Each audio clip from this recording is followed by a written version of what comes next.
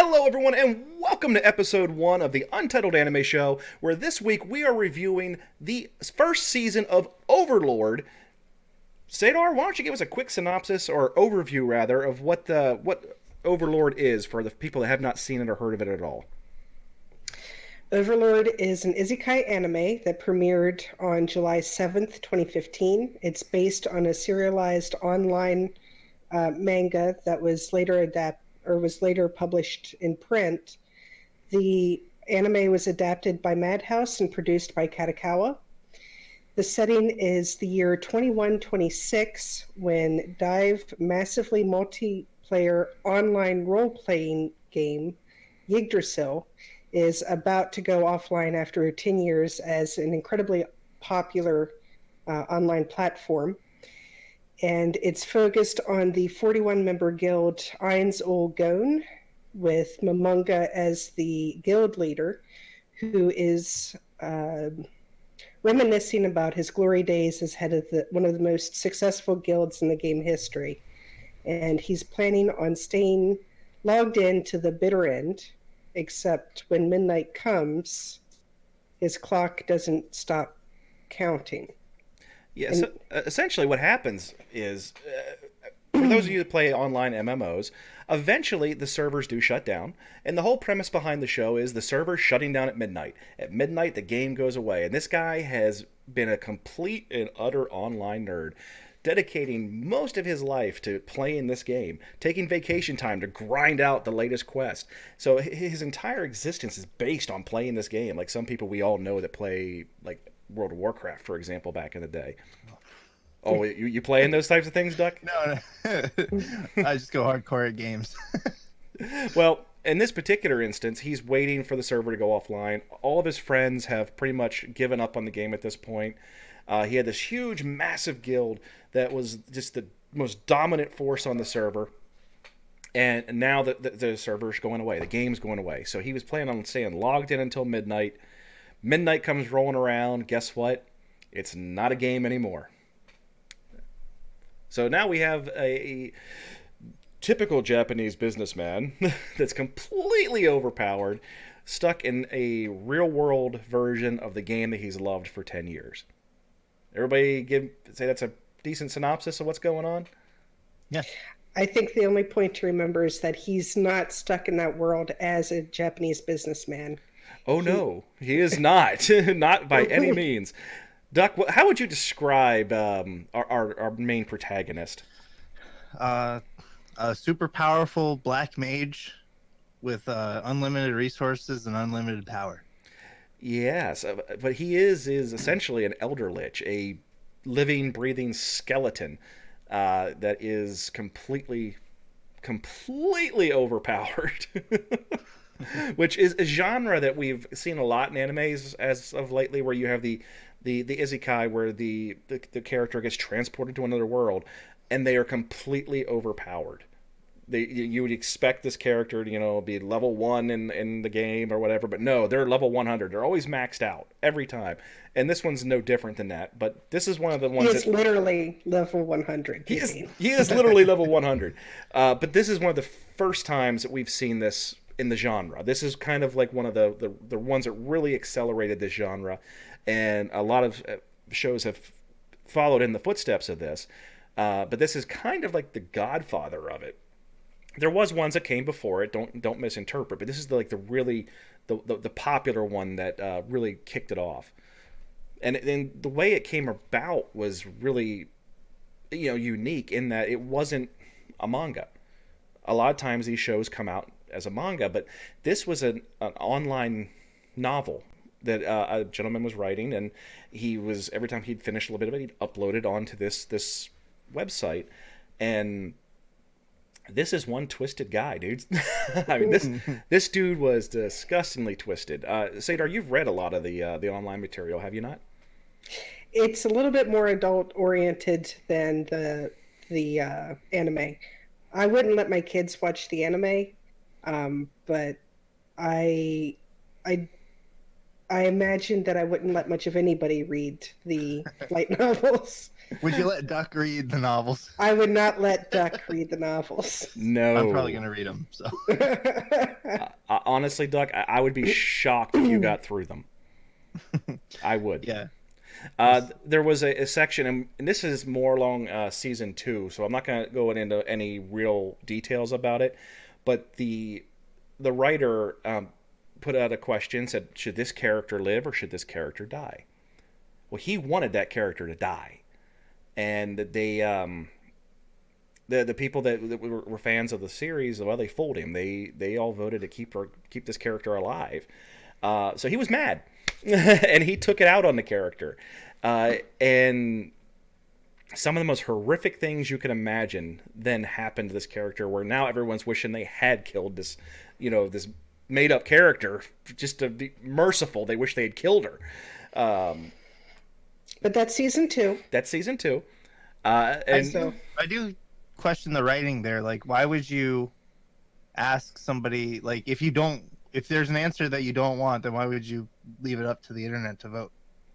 Well, that kind of happened back with DC Comics back in I want to say the '60s. I'm not positive because I haven't researched it, but there was a question: do we kill off Robin? And everyone overwhelmingly says yes, kill him, because it was the second Robin that nobody liked, and right. DC actually was not prepared for that. They thought for sure everyone was like, we got to save Robin, and no, they wanted him dead. So they had to axe him, but immediately replaced him with a new Robin. Mm-hmm. And I think that's what kind of happened here. He put it out there and just really didn't expect it to happen. We've done stuff like that on our podcast, for example, the Mount Moon Review, where we've said, hey, if someone donates this much money to Extra Life, we'll have you on the podcast. All of a sudden somebody did it. So I was like, oh crap. I guess we're going to have to get him on the podcast. And it turned out great. I'm really glad it happened. But it wasn't something we were prepared for. So we before we dive into talking about Overlord, there's one more thing that I think we should add to the discussion, and that is that Momonga did not show up in this new world alone.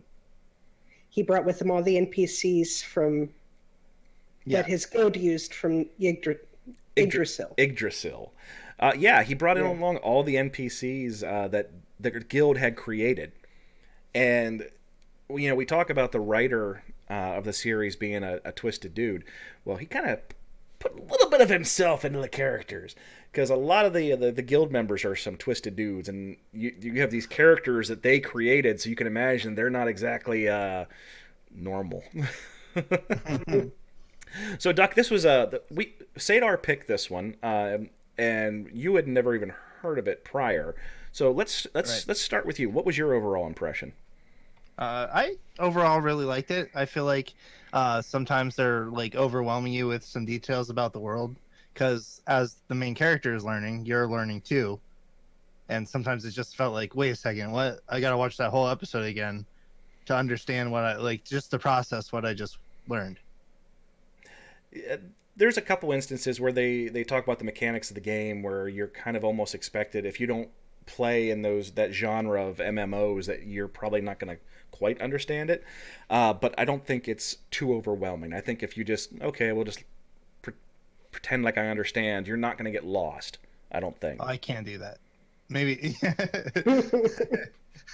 I can't let Too it much go. of a purist. I can't let it go if I don't know what's going on. Well, say I did rewatch the season. I watched the whole season twice. It was significantly better the second time watching.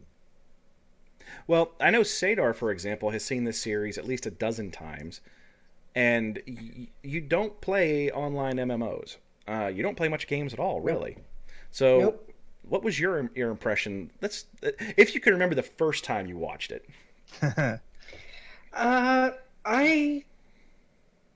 I don't think that I got lost at any point. I loved it. I think I know enough about MMOs that I could follow along, based mainly off of a research project that I did about World of Warcraft in college. So, but I could follow along with the basis of the story, but I just fell in love with the characters immediately. So I was totally wrapped into the show. See, when I first started watching this, when this was like a distraction at work, I had a subscription to Funimation, and I needed something to watch because at the time I was working a job where I was in a building by myself and had nothing really to do. So I was looking for something to watch, and I watched it. And I think I got through the most of the first season before I contacted Sadar and said, "Hey, you got to watch this one. This one's great."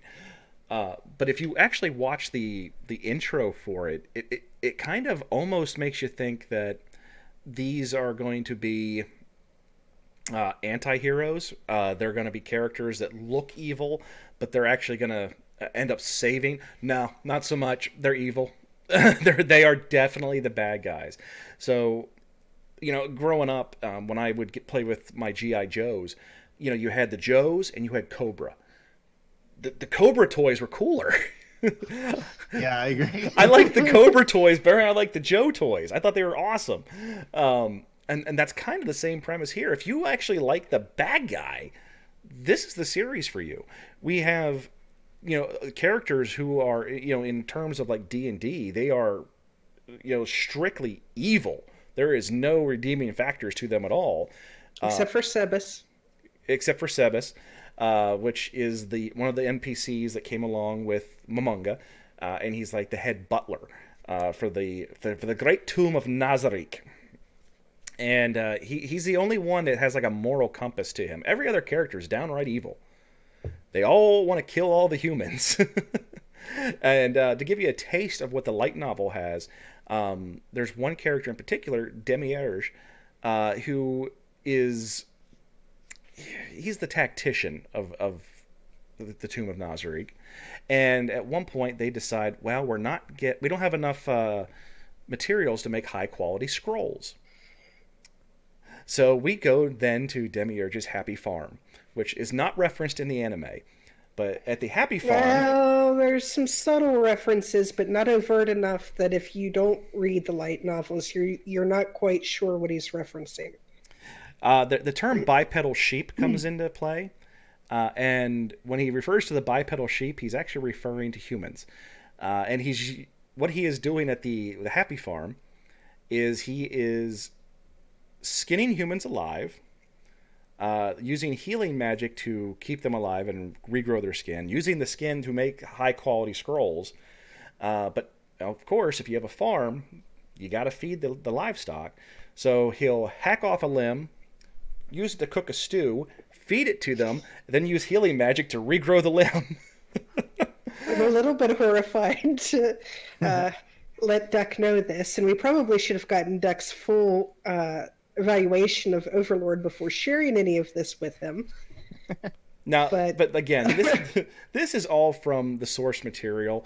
A lot of that doesn't even appear in the light novels, and it definitely does not appear at all in the anime. There's definitely stuff they've glossed over or changed for the anime adaptation. It's definitely not for children, but it's also not going to turn your stomach. And our gauge for that is Duck, because Duck is... I don't even know really how to describe what you innocent. are. Innocent. Yeah, that's so sweetly innocent. So we came up with a rating system prior to the start of the show, and we're going to go over our ratings now. Let's start with Duck. Duck, let's go over originality. What did you think of the originality of the show? So I give this one a 4 for originality. Out of 5. 4 out of 5. 4 out of 5, yes.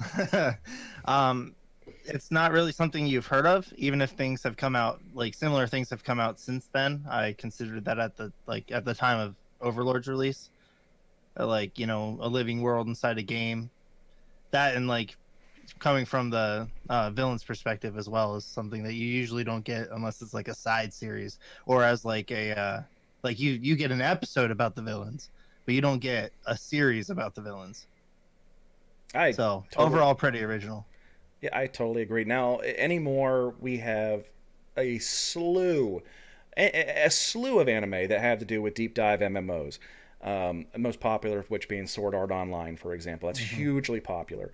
But there is, at any given time, two or three that I'm watching from serial perspective every week, and they all based around deep dive MMOs, whether they're trapped or otherwise.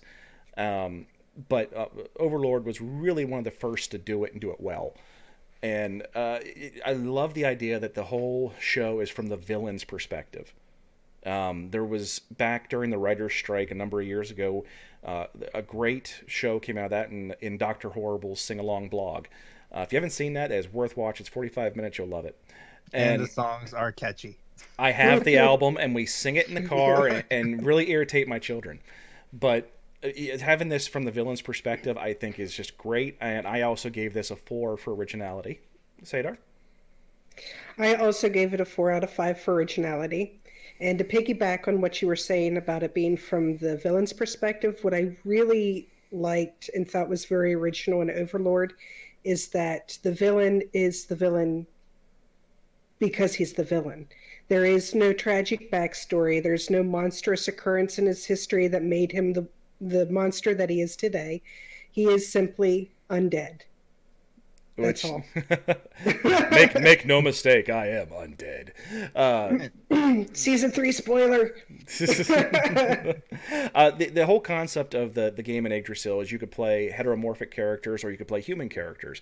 The bulk majority of players played the human characters because there was no penalty for killing the heteromorphic characters, but there was for killing a human character. So essentially, there was a penalty for killing the good guys. Bad guys, not so much. So the guild of Eins ul Gon was created by characters that by people that played heteromorphic characters, and they just really enjoyed role playing as the bad guys. And his character was designed to be the Overlord, the supreme bad guy, the head of the guild, and that's kind of where everything comes from. And now he's expected to be the bad guy, and now that he's transformed into this living embodiment of evil, he's just going with it. He's playing the part. So let's go back to quality. Duck, on the span of 1 through 5, you gave this a 3. Yep. So I took a couple points off of quality just because some of the that's like there's a couple times where they do a mix of CGI and cartoon, and the CGI looks pretty bad. So that's the quality of the animation, and that's probably just due to its time. Or maybe in season 1 they didn't have the full funding to do what looked perfectly meshed together. Understood. But it kind of takes you out of the what's the word? Immersion. Yes, it breaks the immersion for you a little bit when you see the non-CG or you see the CGI dragons in the graveyard fight. Okay. I love the dragons. Well, Sadar, you gave this a 5 out of 5, so why don't you explain your rating on that? Well, I have to admit that Overlord lost some points for me for the animation of certain characters. For example, Brain Umglaus. I think it's just obvious that the animators did not like drawing him because I cringe now when he comes on screen because I can't unsee how poorly drawn he is. But I thought that the quality of the storyline and the quality of the characters and the writing was enough to bump it back up to 5. I just love everything about Overlord. I like the little details in the characters' names. I love the way that the characters interact with each other and how the story develops. I think it's a perfect story. I personally gave it a 3 out of 5. What you're saying about the names and everything like that, it's a very when they create animes, they typically do a lot of research and there's a lot of mythology or a lot of Hmm. Christian religions that sometimes get mixed in, and there is very much not when decisions are made, they're not made on the fly. They're not just made because I think that name's cool. They actually do research in there, and with this one in particular, all the names mean something. Hmm. They did a very great job, and all the characters have a very uh, good backstory to them. Even the NPCs that were created by the characters, Hmm. they still have a great backstory to them. But I like Duck. I couldn't get over some of the CGI. There's scenes where you'll have, and this typically what happens is animes are typically bought one season at a time from a production company. They will go and say, we want one season, boom, they produce it, and then depending on how well it is, they'll buy a second season. There's certain series that they know they're going to continue to do it, so it'll go on forever. But you'll see in some series that every season, at some point they might switch production companies, and the animation style might change completely. And it could be for the better or for the worse. I'll use an example: Seven Deadly Sins. It's now unwatchable. It used to be great. Now it's unwatchable because of the animation. But with Overlord, they did very good in setting up the universe, and the backgrounds are very lovely. The problem I run into is, one, the CGI when they do large scale. When there's a lot of characters on the screen, they're using CGI to kind of make take a little bit off their load when they're trying to animate all this.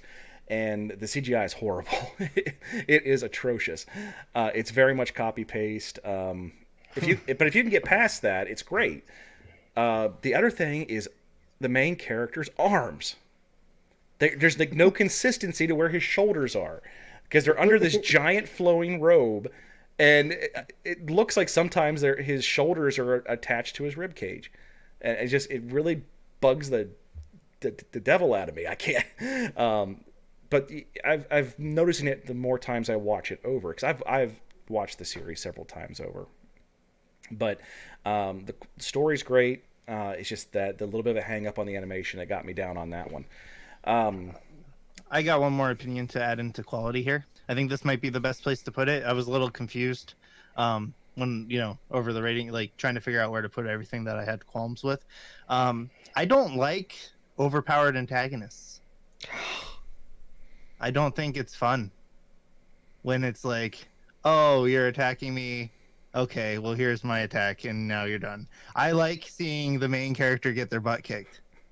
I like the underdog coming through, winning by sheer force of will rather than, oh, I win.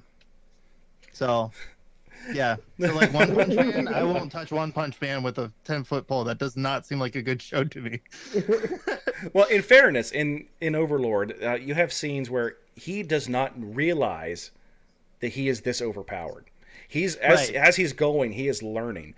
There's one point where he's fighting the Sunlit Scripture, and they keep ramping it up, and we're going to use the highest power angel. And he realizes what it is, and just like, he face palms it and goes, "This is stupid." One of the best scenes in the season. No, I agree. I really like that scene, but like that took away from the emotion they were trying to make you feel during the fight.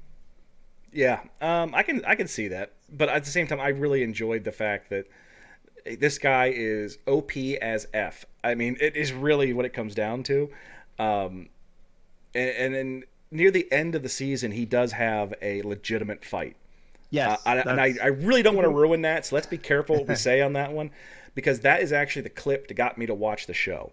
I found a video of that fight scene on YouTube, and that is what made me look up Overlord to watch it. And it's great. It actually it spans over 2 episodes, unfortunately, but it's great. It's a great way to cap off the end of the season. And if you're really into the series, they do a really good job of wrapping it up at the end, so that we have a little bit of closure, and they leave themselves open for season 2, and season 2 picks up right shortly thereafter. So, but I like the way they wrap that up. But moving on to the next category, one that's going to be a recurring theme here on the Untitled Anime Show, fan service. And this is where I think this is where we're going to see the most diverse scores changing back and forth. But fan service for us is going to be, what was was there a fan service? Was the obligatory beach episode? And in this case, Duck is not a fan of fan service whatsoever. I hate fan service. I think it's unnecessary. I think it distracts from the story, and it's kind of sexist. So, I don't like Duck it. is I like innocent, folks. Duck is very but innocent. I don't like it now. No, Duck makes a fine, valid point. So I gave this one a 3, kind of like in the middle, because while there was fan service, the characters are drawn very sexually, the female characters. Um, You realize this is anime, right? I get it, Okay. and Just making I'm sure. I'm still gonna judge it as I would any movie. But it was also done in a way that was better than most anime, where when he first realized that he's alive in the video game world, he can now smell the NPCs, their mouths are moving. He's asked to touch one of the NPCs and he touches her arm, and he's like, okay, this is something I have to do. I owe it to all the gamers. No. No. He did it because there is a rule in the game that does not allow you to engage in lewd behavior. So he figured if I'm still in the game, I shouldn't be able to do this. Oh, okay. Well, his inner monologue, that's what his inner monologue said to me. Yeah. Just to you. So he asked to touch her breast, and he touched her breast. And, like, holy cow, I'm touching her breast. Yeah. So, but really, that's really the only fan service you run across. Pretty much it. There's also the scene with the vampires where the one girl opens up her shirt and the guy touches it and gets sucked into her chest. She was a slime, not a vampire. She's a slime, dude. Okay, but how am I supposed to know that? Because she's slime-like. Because she's a slime, dude. She melts. Her name's Solution. Her name is Solution. And she melts. So I guess there's some context clues, but me, first time watcher, didn't get that, and she's hanging around with the vampires. Okay. She has sharp teeth. I don't know. She's a slime. So, Sadar, what do you think of the fan service? I'm gonna have to. I went with a 2 out of 5, and I would have to piggyback again on the things that Duck said. There was the groping, and I will say there's a mixture of scantily clad adventurers and warriors, and then more conservatively dressed women in the show. I also think that the episodes where Albedo is sleeping with her full-size life pillow. The body pillow. I forgot about the body pillow. That's a little bit excessive in my mind. So, well, I gave this a 2 out of 5 because I didn't think it was overly excessive in regards to what we're typically used to seeing.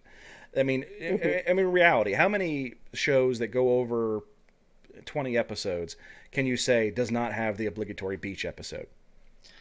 But I think that if you're putting the obligatory beach episode in, I think it makes your show worse. I didn't say so.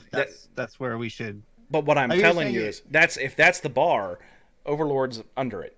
It's not doing nearly as much as other shows have done in the past. So that's I think for fan service, I don't think I don't think it's overwhelming. We do have the Albedo character who is hypersexualized when it comes to the main character. That's part of her programming per se. But that's really all there is to it. Is just the one character who's kind of sexualized. The other ones are all modestly dressed, for example. You don't get a whole lot of you don't get a whole lot of fan service in there. So I gave it a 2 out of 5. So let's talk about depth. Sadar, why don't you start out with this one? Okay, I gave this a 3 out of 5. This is probably where I scored the hardest. It hurt the most to score this at only 3 out of 5 because I love Overlord so much. But once you carve away the fact that they are the bad guys, there isn't a whole lot more to this. I mean, yeah, the names are good, but you kind of expect that in anime today that there's research in the names.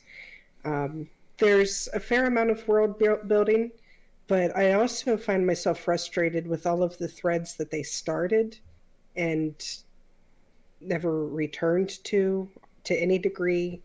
The slain theocracy looked like it was going to be huge at the very beginning, and then it just disappeared, and you didn't hear anything more about it. So that's why I got my 3.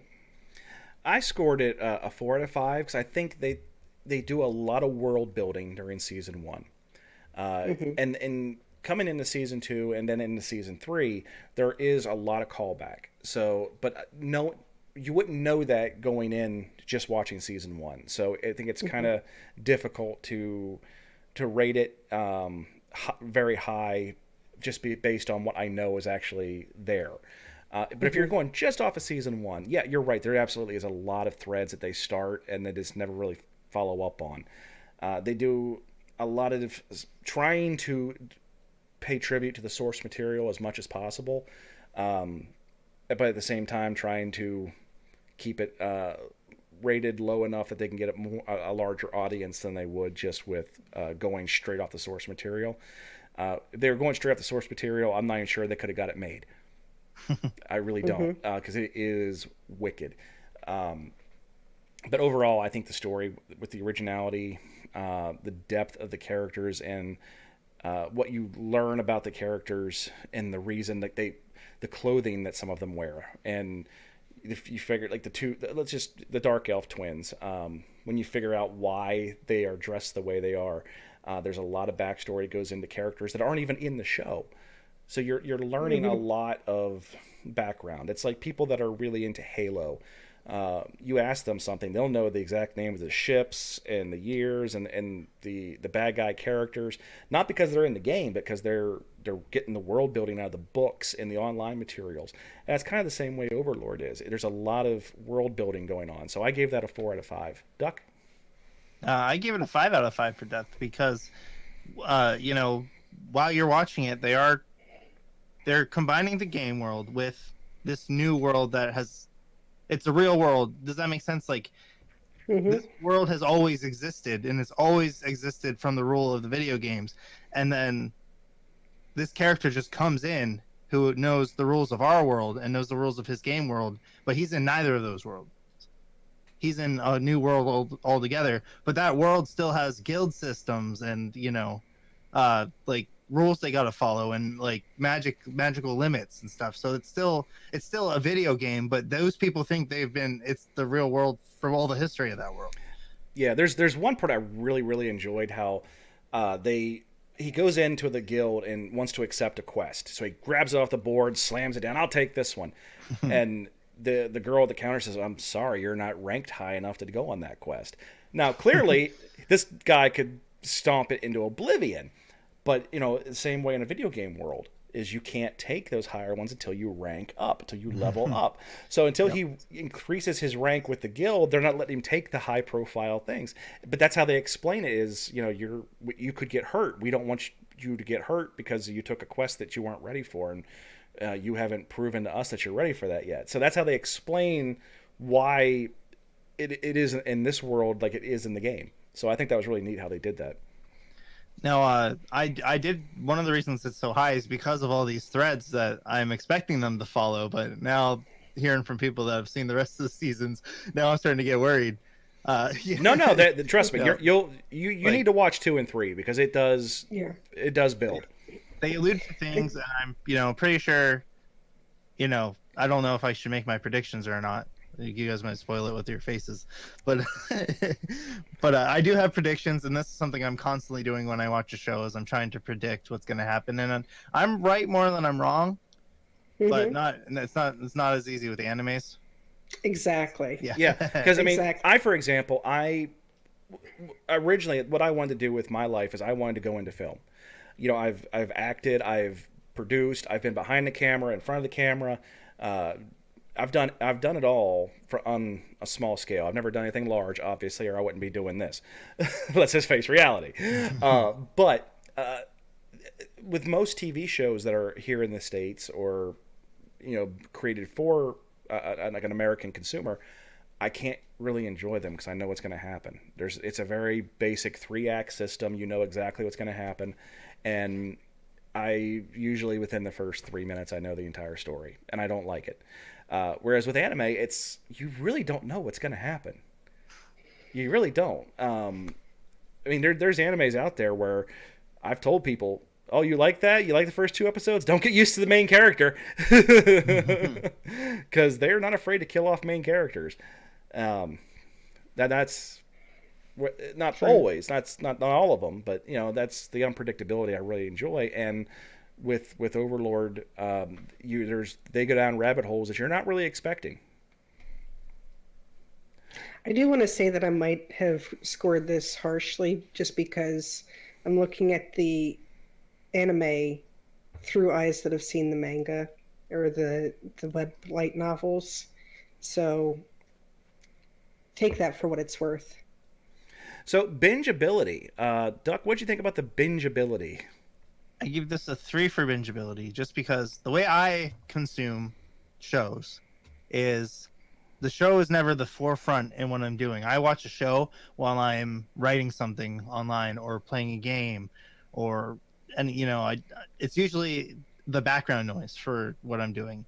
And most of the shows I watch, that's fine because I'm only watching it to see the huge fight scenes, right? But with this show, there's way too much of the video game rules, all that. I couldn't do that. Like, I would watch the episode would end, and then I'd start the next episode, and I'd be like, wait, what? Well, I remember they were talking, but that's all they were doing, and now I have no. Now that character's dead, I didn't even know there was a fight. So then so I had to sit down and actually watch this. And it's just because of the depth of it that takes away from the bingeability, because I need to process all the new information I just got. Sadar? I gave this a 5 out of 5 because I have binged Overlord season 1 multiple times. Many times. Many Love times. this. Love it. Could watch it all night. I also gave it a 5 out of 5. I will tell you that I will score season 2 a little bit more harshly. But for season 1, there's enough there, and I can actually sit down and probably watch the whole season in a day if I really have nothing too pressing going on, and I will sit down and just and watch it. So I gave it a 5 out of 5. So once we take all of our scores together, we'd have to determine, rank between 1 and 5 the show overall. And I think we've all agreed that we're going to give Overlord Season 1 a combined score of 4 staves of Eins Ulgon out of 5. Is that correct, everybody? Yep. Okay. So definitely thumbs up, thumbs down. Go watch it today. Thumbs up. Thumbs up. Thumbs up. Overlord Season 1 is definitely a thumbs up. Go watch it. It's available on both Crunchyroll and Funimation. The FunimationNow.com does have the dubbed version for those of you that like the dubbed. Crunchyroll traditionally usually has more subs than they do dubs. I personally can't do subtitles very well, so I do like the dubs. And the dubs is done very well. The voices are very dynamic. Nothing really seems out of place. There's some shows out there where you just like, that voice doesn't belong, and this is not one of them. So you're going to need to definitely watch the dub if you want to get a lot out of this. So anything else you guys want to talk about Overlord real quick? Just out of curiosity, there were a couple mini arcs throughout the first season. What was your all's favorite? My favorite was the end. The last 2 episodes? The last 2 episodes. I really liked the graveyard part too. Even With- though I didn't like the animation, I really liked what was going on. With Lady Clementine and the other Elder Leech?